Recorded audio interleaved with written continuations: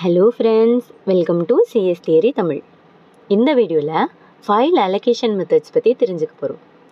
File allocation மெத்தட்ஸ்னால் என்ன அப்படின்னா, நம்மளுடைய ஹார்ட் டிஸ்க்கு பிளேட்டர்ஸாக இருக்கும், பிளேட்டர்ஸ் சர்ஃபேஸாக இருக்கும், சர்ஃபேஸு ட்ராக்ஸாக இருக்கும், ட்ராக்கு செக்டார்ஸாக இருக்கும்.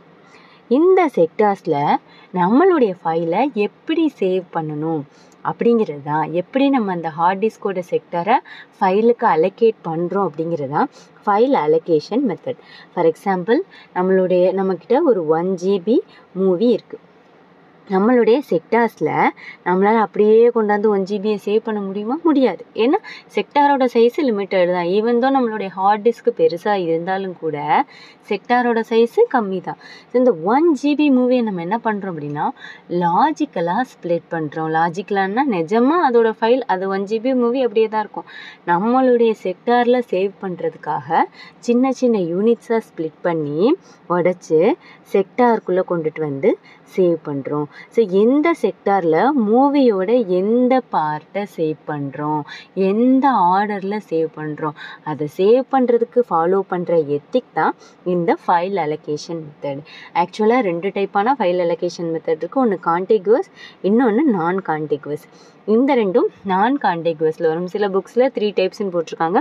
கான்டிகுவஸ் allocation, linked allocation and indexed allocation. Contiguous allocation அப்படின்னா நம்மளுக்கு நேம்லேயே தெரியும், கண்டினியூவஸ் அலோகேஷன். சரி, அதுக்கு முன்னாடி இதை தெரிஞ்சுக்கலாம். இந்த எல்லா மெத்தட்லேயுமே இம்பார்ட்டண்டான விஷயம் என்ன அப்படின்னா, அந்த டிஸ்கை எஃபிஷியண்ட்டாக யூஸ் பண்ணணும்.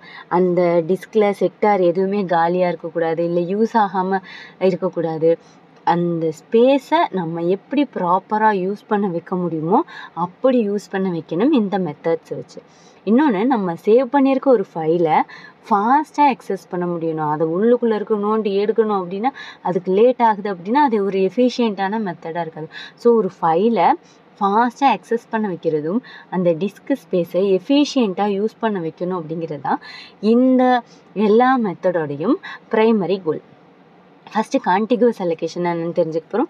கான்டிகுவஸ் அந்த வேர்ட்லேயே தெரியுது. கண்டினியூவஸ் அலோகேஷன், இப்போ நம்ம முன்னாடி சொன்ன மாதிரியே 1 GB மூவியை நம்ம ஒரு 10 செக்டாராக பிரிச்சுருக்கோம் அப்படின்னா வரிசையாக 10 பிளாக்ஸ்லேயும் அந்த லாஜிக்கல் பிளாக்ஸை அந்த 10 செக்டார்ஸ்லேயும் நம்ம கொண்டுட்டு வந்து சேவ் பண்ணுவோம். கண்டினியூவான மெமரி லொக்கேஷன்ஸில், கண்டினியூவான செக்டார்ஸில் நம்மளுடைய ஃபைலை சேவ் பண்ணுறது தான், அதான் இந்த கான்டிகுவஸ் அலோகேஷன். இந்த ஃபைல் டைரக்டரி அப்படி இருக்கு இல்லையா, அது என்ன வச்சுருக்கோம் அப்படின்னா, ஒவ்வொரு ஃபைல் அலோகேஷன் மெத்தடுக்கும் ஒரு ஃபைல் டைரக்டரி. நம்ம ஏற்கனவே பேஜிங் செக்மெண்டேஷன்லாம் பார்த்துருக்கோம். பேஜிங்னா பேஜ் டேபிள் இருக்கும், செக்மெண்டேஷன்னா செக்மெண்ட் டேபிள் இருக்கும். அதாவது எந்த செக்டாரில் எந்த பிளாக் ஸ்டோர் ஆகிருக்குது அப்படிங்கிறதுக்கான டீட்டெயில். அதே மாதிரி இந்த ஃபைல் அலோகேஷன் மெத்தடில் ஒவ்வொரு ஃபைல்லையும் ஒரு ஃபைல் டைரக்டரி இருக்கும். இந்த கான்டிகுவஸ் மெமரி அலோகேஷனில் ஃபைல் டைரக்டரியில் என்ன டீட்டெயில் இருக்கும் அப்படின்னா, ஃபைலோட ஸ்டார்டிங் லொக்கேஷனும் ஃபைலோட லெங்க்த்தும் இருக்கும். இப்போ ஃபைலோட ஸ்டார்டிங் லொக்கேஷன் 6 அப்படின்னா ஃபைலோட லெங்க்த்து 5 அப்படின்னா அந்த ஃபைல் மொத்தமாக 11 செக்டார்ஸை, 11 கண்டினியூவஸ் பிளாக்ஸை அது ஆக்குபை பண்ணியிருக்கும். இந்த contiguous memory allocation direct அக்சஸை support பண்ணுது. டைரக்ட் அக்சஸ்னால் என்ன அப்படின்னா, நம்ம எந்த ஃபைலை எந்த பிளாக் அக்சஸ் பண்ணணுமோ அதை டைரெக்டாக நம்ம போய் அக்சஸ் பண்ணிக்கலாம். அப்படின்னா என்ன அப்படின்னா, ஃபைல் டைரக்டரியில் என்ன இருக்கும், ஃபைலோட ஸ்டார்டிங் லொக்கேஷன் அண்டு லெங்க்த்து. இப்போ நம்மக்கிட்ட ஒரு ஃபைல் இருக்குது, அந்த ஃபைலோட 6th லொக்கேஷனை நான் வந்து அக்சஸ் பண்ணோம் அப்படின்னா 6 + 6 போட்டோம்னா இங்கே இருக்குது 10, அது மொத்தம் 16 லொக்கேஷன்ஸில் அது இருக்கும். இங்கே 6லேருந்து 12வது பார்ட்டில் +6 + 6னா 12வது பார்ட்டில் நமக்கு தேவையான ஐட்டம் இருக்கும். அப்போ நம்ம டைரெக்டாக ஆட் மட்டும் பண்ணி ஸ்டார்டிங் நம்பர் இது நமக்கு தேவையான நம்பர். இப்போ 3வது இது தேடணும் அப்படின்னா ஸ்டார்டிங் 6 + 3 போட்டால் 9வது செக்டாரில் நமக்கு தேவையான டேட்டா இருக்குது, அதை எடுத்து அக்சஸ் பண்ணிக்கலாம். ஸோ இந்த கான்டிகுவஸ் மெமரி அலோகேஷனுடைய மெயினான அட்வான்டேஜ் என்ன அப்படின்னா, எனக்கு டைரக்ட் அக்சஸை அது வந்து சக்ஸஸ் பண்ணி கொடுக்குது. அது மட்டும் இல்லாமல் எனக்கு இப்போ ஒரு ரீட் ரைட் ஹெட் இருக்குது, கண்டினியூவஸாக இந்த டைரெக்ஷனில் இல்லை கண்டினியூவஸான ஏரியாவில் செக்டர்ஸில் இருக்குன்னா அது ஜஸ்ட் இப்படியே மூவ் பண்ணிட்டு போனால் போதும். அதாவது சீக் டைம் அப்படிங்கிறது கம்மியாக இருக்கும். எந்த செக்டாரில் இருக்குதுன்னு எனக்கு தெரியும், இன்னொன்று கண்டினியூவஸாக இருக்கும். அதனால சீக் டைம் அப்படிங்கிறது என்ன, நம்ம இருக்க லொக்கேஷன்லேருந்து டிசையர்ட் ட்ராக்குக்கு போகிறதுக்கான நேரம்.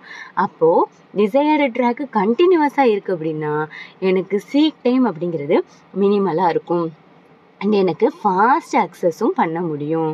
ஆனால் இதில் டிஸ்அட்வான்டேஜ் என்ன அப்படின்னா, இன்டர்னல் அண்ட் எக்ஸ்டர்னல் ஃப்ராக்மெண்டேஷனால் இந்த contiguous memory allocation method disturb ஆகும். நமக்கு தெரியும் இன்டர்னல் ஃப்ராக்மெண்டேஷன்னா என்ன, நம்மளுடைய செக்டாரோட சைஸு இப்போ 10 MBன்னு வச்சுப்போம்.